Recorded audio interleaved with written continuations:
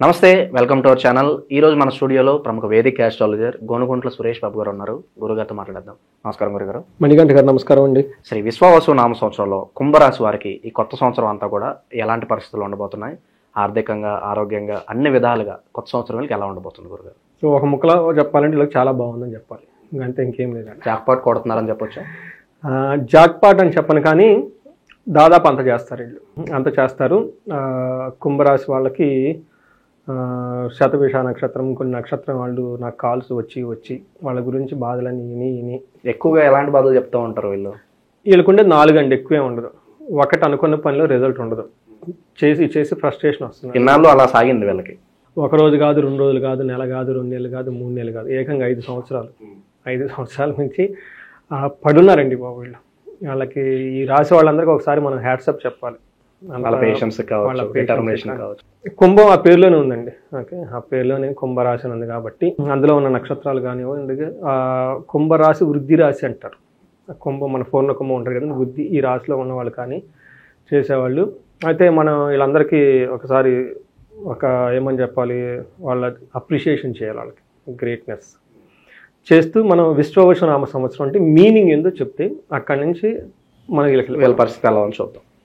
విశ్వవసు, విశ్వం అంటే యూనివర్స్, వసు అంటే నివాసం ఉండటం, వసు అంటే సంపదలు, వసు అంటే అందమైన అమ్మాయి. నీకు 3 రకాల మీనింగ్లు ఉన్నాయండి. ఏ ప్రకారంగా కనుక చూసుకున్నా కానీ మనకి ఈ విశ్వం అంతా ఏమంటారు, సంపదలతో కూడి ఉంది. ఈ ప్రపంచం అంతా మన నివాస స్థలమే. అదంతా మనకి ఒక అందమైన బ్యూటీ ప్రకృతి అని చెప్పడానికి ఈ విశ్వవసు నామ సంవత్సరం మనకి పేరులో ఉందండి.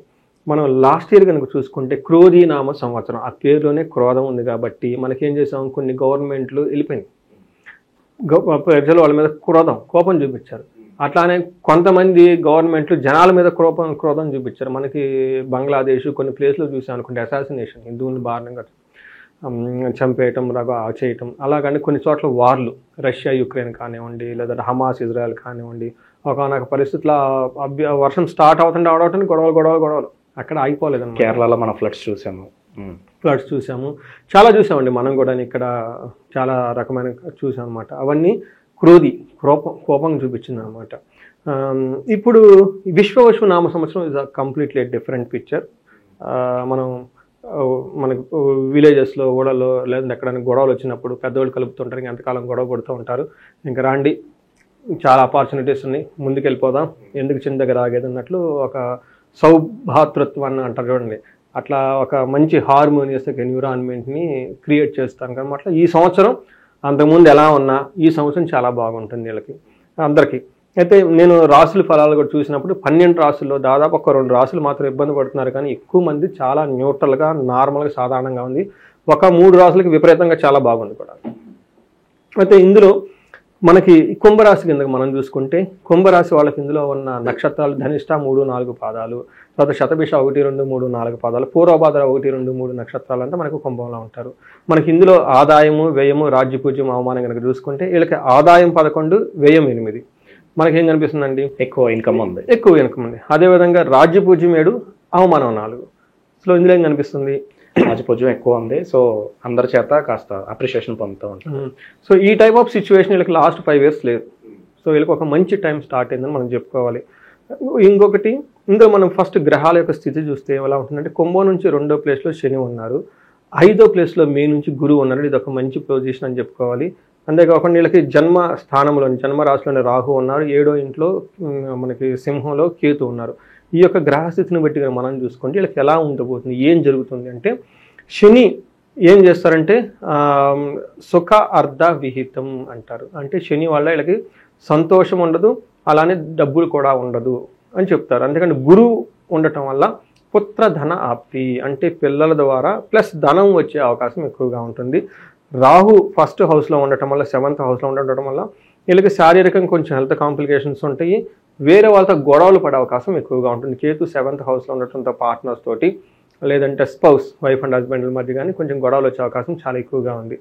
అయితే ఇంతకుముందు పడిన గొడవలతో పోలిస్తే ఇవి చాలా చాలా తక్కువ రేంజ్లో ఉంటాయి.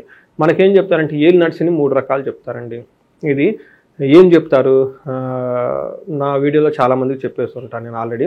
ఫస్ట్ ఫేజ్ 2.5 సంవత్సరం, సెకండ్ ఫేజ్ 2.5 సంవత్సరం, మూడో ఫేజ్ 2.5, మొత్తం 7.5 సంవత్సరం. కాబట్టి అది 7.5 సంవత్సరం ఏలినాటి శని అయిపోయిందనమాట. అయితే ఫస్ట్ ఫేజ్లో ఏమవుతుందంటేనండి, ఒక పక్షి బాగా విపరీతంగా ఎగురుకుంటూ వెళ్ళిపోతూ ఉంది. ఏమవుతుందంటే శని వచ్చేసి ఒక రెక్క మీద కూర్చుంటాడు, అంటే కుడి భుజం మీద కూర్చుంటారు. ఏమవుతుందంటే అప్పటిదాకా నేను ఫ్రీగా వెళ్ళిపోయినని భారం భరాయించాల్సి ఉంటుంది అనమాట. సో కుడి చేయ కదా మనం అన్నిటికీ ఎక్కువ వాడేది, అందుకని అప్పుడు దాకా మనం ఉరుకులు దూకులు పెట్టిన పైన మనం స్లో అయిపోతామండి. అందుకని జీవం లేట్ అయిపోతారనమాట. రెండో ప్లేస్లో ఏమవుతారంటే అండి, ఈ శని తల మీద కూర్చుంటాడు. మతి భ్రంశం, మనకేమి చేయలేం, ఎందుకంటే ఏమి చేసినా కలిసి రావట్లేదు, డబ్బులు లేవు, ఏములు అన్ని లాస్ వచ్చినా సరే ఉన్నంత బతుకుదాం కదా, అసలు సర్వైవ్ అవుదాం అన్న స్థితికి వచ్చేసి శని నెత్తి మీద కూర్చుంటారనమాట. ఈ టైంలో వాళ్ళు ఏం చేసినా కలిసి రాదు, సరైన ప్లాన్లు చేయలేరు, ఏది ఎక్కిరాదనమాట. అందుకని పెద్దవాళ్ళు ఏమంటారు, ఒకళ్ళు సరిగ్గా పని చేయలేకపోతుంటే ఇడికి శని నెత్తి మీద కూర్చొని ఉంది, వాడిని వదిలిపెట్టండి అంటారు. వాళ్ళకి అర్థమవుతుంది పెద్దవాళ్ళకి, ఇతనికి మొన్నదాకా బాగున్నాడు, ఇప్పుడు ఈ మధ్యకాలంలో సరిగా లేడు, ఏదో రకరకాలు వదిలిపెట్టేయండి, టచ్ చేయదు, డోంట్ టచ్ అన్నట్లు మాట్లాడుతూ ఉంటారు అనమాట. అందుకని శని తల మీద కూర్చున్నారంటారు అనమాట. తల మీద కూర్చొని తల భారం. మూడో స్టేజ్కి వచ్చేటప్పటికి శని దిగి వెళ్ళిపోయి పక్కన కూర్చుంటారు, కానీ గదిలోంచి బయటికి పోడు. అవసరమైనప్పుడు మళ్ళీ వచ్చే ఛాన్సెస్ ఉంటుంది కాబట్టి జాగ్రత్తగా ఉండాలి. అందుకని మనకి ఏలినాటి శని వీళ్ళకి రేపు మార్చి ఉగాది తర్వాత శని తల మీద నుంచి దిగిపోయేసి పక్కన కూర్చుంటారు. చాలా రిలీఫ్ వచ్చేస్తుంది. ఏం చెప్తారంటే మన పర్సంటేజ్లో 80% పడే బాధల నుంచి ఉపశమనం వస్తుంది. సో ఆ 7.5 years పీరియడ్ ఏదైతే ఉందో అది కంప్లీట్ అయిపోతుంది కాదు, 5 years కంప్లీట్ అవుతుంది. లాస్ట్ ఫేజ్లో ఉంటారు. లాస్ట్ ఫేజ్లో కూడా ఏలినాటి శని ఉంటుంది. ఏం చెప్తారు, ఏలినాటి శని తల నుంచి దిగిపోతారు, కానీ రూమ్లో అదే రూమ్లో ఉంటారు. అంత తీవ్రత అయితే ఉండదు. 80% తీవ్రత తగ్గిపోతుంది. అందుకని దానితో పాటు గురువు వీళ్ళకి 5th హౌస్లోకి ఎంటర్ అవుతుంది అనమాట. ఎప్పుడైతే 5వ ఇంట్లో గురువు ఎంటర్ అయిపోతాడో మే తర్వాత కొత్తగా ధన ప్రవాహం స్టార్ట్ అయిపోతుంది వీళ్ళకి. అనుకున్న పనులన్నీ ఒక్కో దాంట్లో ఒక్కొక్క అచీవ్మెంట్ చేసుకుంటూ ముందుకెళ్ళిపోతారు. ఫుల్ సాటిస్ఫాక్షన్ లెవెల్స్ ఉంటాయి, చాలా విధాలుగా ఇంప్రూవ్మెంట్ ఉంటుంది. మనం టెక్నికల్గా డీటెయిల్ చూద్దాం.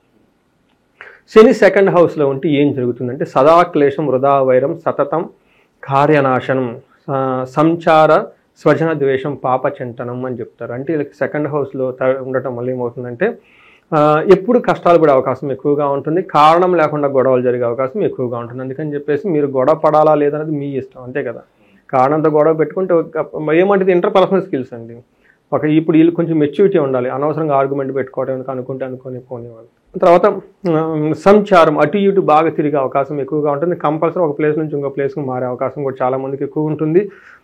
ఏదో ప్రొఫెషన్ ప్రకారం కానీ ఇంకో ప్రకారం కానీ అప్పటిదాకా ఉన్న ఊరి నుంచి వదిలిపెట్టి ఇంకో ప్లేస్కి వెళ్ళే అవకాశం చాలా ఎక్కువ ఉంటుంది వీళ్ళకి.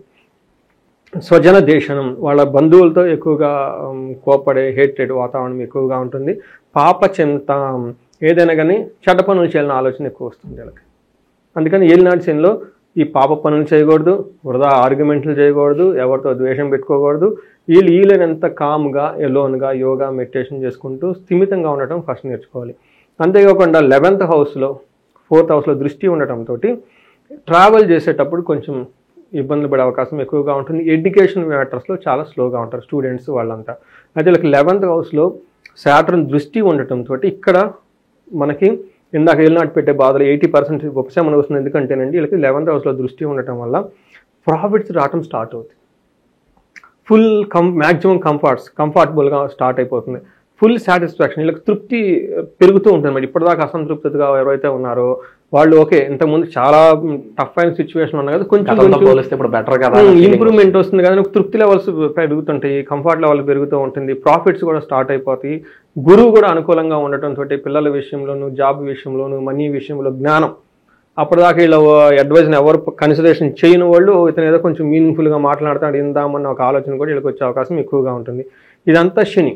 అంటే వీళ్ళు ఏలినాటి శనిలో ఉన్న ఆ శని పెట్టే బాధల నుంచి చాలా వరకు ఉపశమనం జరుగుతుంది అన్నమాట వీళ్ళకి. అగైన్ 5వ ఇంట్లో గురువు ఉండి 1st హౌస్ 9th హౌస్ చూడటం వల్ల, 1st హౌస్లో చూడటం వల్ల హెల్త్ ప్రకారం చాలా బాగుంటారు. తర్వాత 9th హౌస్లో దృష్టి ఉండటం వల్ల పిల్గ్రిమేజ్, టెంపుల్స్ అన్ని బాగా విపరీతంగా విజిట్ చేస్తారు, ఎక్కువగా చేస్తారు. చాలా అవసరం కూడా వీళ్ళకి. ఎందుకంటే వీళ్ళు ఇప్పటిదాకా ఏలినాటి శని బాగా ఇబ్బందులు ఉన్నారు కాబట్టి తీర్థయాత్రలు ఎక్కువగా చేయటం వల్ల అది మంచిది, ఉపశమనం వచ్చేస్తుందండి. సో ఏ దేవుడికి ఎక్కువ, ఏ దేవాలయానికి వెళ్తే మంచిది అంటారు వీళ్ళు? తీర్థయాత్రలు వచ్చేప్పటికి అరుణాచలం, ఓకే, తర్వాత కుంభకోణం నవగ్రహ టెంపుల్స్, కాశీ కాశీ, తర్వాత ఏం సరిగ్గా మనకి ఇంకా ఇల్లు ద బెస్ట్ ఏమంటే ఇక్కడికి తిరుపతి, మధుర మీనాక్షి, కంచి కామాక్షి, తిరుపతి, శ్రీశైలం, ఇలా విజయవాడ కనకదుర్గం, ఇలా కొన్ని ముఖ్యమైన పుణ్యక్షేత్రాలు ఎక్కువగా తిరుగుతూ ఉంటే అంత తిరిగి తంత్రులకు బాగా కలిసి వచ్చేస్తుంది. అక్కడ తీర్థాల్లో స్నానం చేయటం, దీక్షలు వేసుకోవటం, భవానీ మాల కానీ అయ్యప్ప మాల కానీ ఇలాంటి ఏమైనా దీక్షలు ఇవన్నీ కనుక చేసే అవకాశం చాలా చాలా ఎక్కువగా ఉంటుంది. ఎంత చేస్తే వాళ్ళకి అంత కలిసి వచ్చేస్తుంది. ఓకే, అందుకని హెల్త్ బాగుంటారు, పిల్గ్రిమేజ్ కూడా ఎక్కువ తిరుగుతారు. అయితే సెకండ్ హౌస్ నుంచి ఫస్ట్ హౌస్లో రాహు ఉండటం వల్ల ఇది వీళ్ళకి అగైన్ కొంచెం ఇబ్బందులు పడే అవకాశం ఎక్కువగా ఉంటుంది. ప్రవాసంలో ఉండటం, ఇంటి దగ్గర నుంచి దూర ప్రదేశాలకు వెళ్ళటం, అక్కడ తిరగటం, ఫారిన్ వెళ్ళాలనుకున్న వాళ్ళకి కొంచెం ఆపర్చునిటీస్ ఎక్కువగా రావటం, ఓవరాల్గా చూసుకుంటే భార్యతోటి బిడ్డలతోటి గొడవలు పడే అవకాశం ఎక్కువగా ఉంటుంది. సంపాదించిన ధనానికి ఇబ్బందులు పడి ధనం ఖర్చు విపరీతంగా పెట్టే అవకాశం కూడా ఎక్కువగా ఉంటుంది. ఇది వచ్చేటప్పుడు మనకి ఒక గ్రహ స్థితిని కుంభరాశి వాళ్ళకండి. విద్యార్థులకు మరి ఎలా ఉండబోతుంది? విద్యార్థులకి చాలా స్లోగా ఉంటుందండి ఎడ్యుకేషన్లో, అంత ఎంకరేజ్మెంట్గా ఉండదు. పర్టికులర్గా గ్రాడ్యుయేషన్, బట్ పీజీ, రీసెర్చ్ వాటిలో బాగుంటుంది. ఇక శని ఆఖరి దశ కాబట్టి కోర్టు సమస్యలు కావచ్చు, భూ కబ్జాలు కావచ్చు, ఇంకా ఏదైతే చిక్కుముళ్ళు ఉన్నాయో మొత్తం కూడా క్లియర్ అయిపోయే పరిస్థితి వస్తుందంటారా? కాదండి, వాటి నుంచి ఉపశమనం అయితే వస్తుందండి కానివ్వండి, క్లియర్ అవుతారు. ఎందుకంటే అంతకుముందు సపోజ్ డబ్బులే ఇవ్వాలనుకోండి, డబ్బులు అని అడిగేవాళ్ళు, ఇప్పుడు అడగరు, కానీ ఆబ్లిగేషన్ ఉంటుంది. అలాంటి కోర్టుకు సంబంధించిన ప్రాబ్లమ్స్ ఉంటే అంతకుముందు ఉన్నంత తీవ్రత వీళ్ళ మీద ఉండదు, ఆ ఒత్తిడి ఉండదండి, వీళ్ళు లైన్లో పడిపోతారు. దూర ప్రయాణాలు ఏదైతే ఉన్నాయో వీళ్ళకి లాభదాయకమే అంటారా ఈ సంవత్సరం అంతా కూడా? దూర ప్రయాణాలు చేసే అవకాశం చాలా ఎక్కువగా ఉందండి. రాహు ఫస్ట్ హౌస్లో ఉండి కూడా ప్రమోట్ చేస్తారు. అది కాకుండా మనకి ప్రవాసం కేతు ఉండటం వల్ల కూడాను దూర ప్రయాణాలు చేసే వాళ్ళకి చాలా అనుకూలంగా ఉంటుందండి. రైతులకి మహిళలకి మా గురించి చెప్పట్లేదని చెప్పి అడుగుతూ ఉన్నారు, వీళ్ళకి ఎలా ఉండబోతుంది గురుగారు? రైతులకి ప్రత్యేకంగా, మహిళలకి, కుంభరాశిలో ఉన్న వాళ్ళకి. కుంభరాశి వాళ్ళకి ఎవరైనా సరే అండి, మహిళలు కానీ ఇంకొకరు కానివ్వండి, ఏలినాడ్స్ని పెట్టే బాధల నుంచి 80% ఉపశమనం వస్తుంది. రెండోది, గురువు ఇప్పటిదాకా వీళ్ళకి అనుకూలంగా లేరు. ఇప్పటిదాకా వాళ్ళకి శని అనుకూలంగా లేరు, గురువు అనుకూలంగా లేరు, రెండు పెద్ద గ్రహాలు అనుకూలంగా లేవు. ఇప్పుడు ఫస్ట్ గ్రహం 80% ఉపశమనం వస్తుంది, రెండో గ్రహం గురువు వీళ్ళకి చాలా అనుకూలంగా ఉన్నారు, చాలా అనుకూలంగా ఉన్నారు. మే తర్వాత చాలా విషయాలు అనుకూలంగా ఉంటారు. ఇక వివాహాల పరిస్థితి గురువు, ప్రేమ వివాహాలు అన్నా సెట్ అవుతాయి అంటారా? ఎస్, చాలా అనుకూలంగా ఉంది. గురువు 5th హౌస్లో ఉండటంతో రొమాన్స్ విషయాలు చాలా అనుకూలంగా ఉంటుంది. ఇక ప్రాపర్టీస్ ఏమన్నా ఒక ల్యాండ్ సెలెక్ట్ చేసుకోవడం, అడ్వాన్స్లు ఖచ్చితంగా కూడా. ఎస్, ఈ టైంలో కుంభరాశి వాళ్ళు ఫిక్స్డ్ అసెట్స్, అపార్ట్మెంట్స్ కానీ, విల్లాస్ కానీ, ల్యాండ్స్ కానీ కొనే అవకాశం చాలా ఎక్కువ ఉంటుంది. చాలా కలిసి వస్తుంది కూడా అండి. పిల్లలు పుట్టిన వాళ్ళకి పిల్లలు కూడా పుట్టే అవకాశం చాలా ఎక్కువగా ఉంటుంది. ఓకే, ఇక రాజకీయ సినీ రంగం వాళ్ళకి ఎలా ఉండబోతుంది గురుగారు కుంభరాశి వారికి? రాజకీయ సినీ రంగం వాళ్ళకి అంత అనుకూలంగా ఉండదు, ఎందుకంటే వాళ్ళకి రాహు ఫస్ట్ ప్లేస్లో ఉండటంతో మూవీస్ వాళ్ళకి అంత అనుకూలంగా ఉండదు. మిగతా వాళ్ళకి మూవీస్ కానివ్వండి, వాళ్ళకి యావరేజ్గా ఉంటుందండి. పెద్ద రిస్కీ చేసి పెద్ద పనులు ఏం చేయకూడదండి, అంత డేరింగ్ చేసి చేయాల్సిన పరిస్థితి ఇంకా లేదు వాళ్ళకి. అంటే కొత్తగా రిస్క్ తీసుకోవాల్సిన సిచ్యువేషన్ లేదు, కాకపోతే ఉన్న వర్స్ట్ కండిషన్ నుంచి కొంచెం బెటర్గా వస్తారు అంతే తప్ప కొత్తగా చేసే అంత అయితే వాళ్ళకి అనుకూలంగా పరిస్థితులు లేదు. ఉద్యోగస్తులు ప్రత్యేకంగా ఏమైనా జాగ్రత్తలు తీసుకోవాల్సిన అవసరం ఉందంటారా? అంటే ఉన్న జాబ్లోనే ఉండటం, లేదంటే ఇలాంటి జాగ్రత్తలు? ఉద్యోగస్తులకి ఖచ్చితంగా చేంజెస్ అయితే వస్తాయండి, ఖచ్చితంగా చేంజెస్ అయితే వస్తుంది. అప్స్ అండ్ డౌన్స్ చాలా ఎక్కువ ఉంటుంది వీళ్ళకి, ఎందుకంటే ఏలినాటి శని కాబట్టి కొన్నిసార్లు రవి వేరే గ్రహాల యొక్క ఇంపాక్ట్ కూడా వీళ్ళ మీద ఉంటుంది. వీళ్ళ జన్మరాశి నుంచి 8th హౌస్కి వేరే పాప గ్రహాలు వచ్చినా, ఇంకొక గ్రహాలు వచ్చినా ఆ టైంలో సీరియస్గా కన్సర్న్ అయితే ఫేస్ చేయాలి. ఏది వాళ్ళు రోజ్ బెడ్ అయితే లేదండి, ఇంకా థ్రోన్ బెడ్లోనే ఉన్నారు, వాళ్ళకి ఇంకా మొదలు దాంట్లోనే ఉన్నారు. అంత హెవీ ఎక్సైట్మెంట్ ఏమొద్దు, కాకపోతే డీప్ క్రైసిస్ నుంచి కొంచెం బయటపడే ఒక ఏమంటారంటే చీకటి గుహలో నుంచి వెళ్తురు దాంట్లోకి కనిపిస్తూ ఉంటుంది అమ్మాయి అని ఒక సిచ్యువేషన్, అంతే తప్ప వాళ్ళు ఎక్స్ప్రెస్ లాగా జుమ్ అని వెళ్ళే స్టేజ్ అయితే లేదు. ఉపశమనం పొందారు కాబట్టి సంవత్సరం అంతా చేసుకోవడానికి వీలుగా మంచి రెమెడీస్ ఏదైనా ఉంటే తెలియజేయండి వీళ్ళ కోసం. ఒకటి, ఇల్లు తీర్థయాత్రలు ఆటోమేటిక్ చేసేస్తారు. తిరుపతి ఎక్కువగా విజిట్ చేస్తూ ఉండాలి. తర్వాత అట్లీస్ట్ ఇయర్లకు ఒకసారి నేను ఖచ్చితంగా చెప్తాను, ఈ రాశి వాళ్ళు కూడా నేను ఎక్కువ సార్లు అఫ్కోర్స్ ఈ టైంలో ఎక్కువ వెళ్ళటం కుదరదు, బట్ అట్లీస్ట్ ఒకసారి తిరుపతి వెళ్తే బాగా కలిసి వస్తుంది. నెక్స్ట్, వీళ్ళకి ఏలినాటి శని ప్రభావం ఎక్కువగా ఉండటంతో కుంభకోణ నవగ్రహ టెంపుల్స్, అందులో వీలైతే వీళ్ళకి తిరునల్లారు అనే ప్లేస్ ఉంటుంది, అది చాలా పవర్ఫుల్. అక్కడికి వెళ్ళి కనుక శనికి తైలాభిషేకం చేయించగలిగితే ఏలినాటి పెట్టిన శని బాధల నుంచి చాలా వరకు ఉపశమనం వస్తుంది. లేకపోతే ధన ప్రవాహం సహజంగా రావాలి వీళ్ళకి. ధన ప్రవాహం రావట్లేదు అంటే కుబేర పాశుపత హోమం చేయించుకున్నా, లేకుంటే శ్రీ సూక్తంతో సంపుటీకరణ చేసి విశేష మహాలక్ష్మి వారి యొక్క హోమం చేసినా బాగా కలిసి వస్తుంది. పెళ్లి కాని వాళ్ళు కానీ ఇంకా ఏదైనా స్పెసిఫిక్ ప్రాబ్లమ్స్ ఉన్నా కానీ మనకి హెల్త్ కాంప్లికేషన్స్ ఎవరైనా కనుక ఫేస్ చేసే అవకాశం ఎక్కువగా ఉంటుంది. వాళ్ళకి కనుక ఉంటే అమృత మృత్యుంజయ పాశుపత హోమం చేయించుకున్న, ఆయుష్ సూక్తం పారాయణం చేయించుకున్న బాగుంటుంది. కొంతమంది పెళ్ళిళ్ళు కాని వాళ్ళు రాహుకేతుల దోషాలు ఏమన్నా ఉంటే వాళ్ళకి సర్ప సూక్తం అది మంత్రం జపం చేయించుకొని వాళ్ళకి అన్యోన్య దాంపత్య హోమం చేయించుకుంటే పెళ్లి కాని వాళ్ళకి, పెళ్ళైన వాళ్ళకి, పెళ్లి కాని వాళ్ళకైతే కన్యా పాశుపతం, వరహో పాశుపతం, అఘోరి పాశుపతం ఇలా కొన్ని ఉన్నాయండి. ఇవి హోమాలు చేయించుకుంటే బాగా కలిసి వస్తుంది. శనికి సంబంధించి ఏదన్నా దానాలు చేసుకుంటే బెటర్ అంటారు వీళ్ళు? శనికి దానం, శని తైలాభిషేక ప్రియుడు. ఓకే, శనికి నువ్వుల నూనెతో అభిషేకం చేస్తే చాలా చాలా ఆయనకి ప్రీతి చెందుతుంది కాబట్టి దాన్ని చేసుకుంటూ ఉండాలి.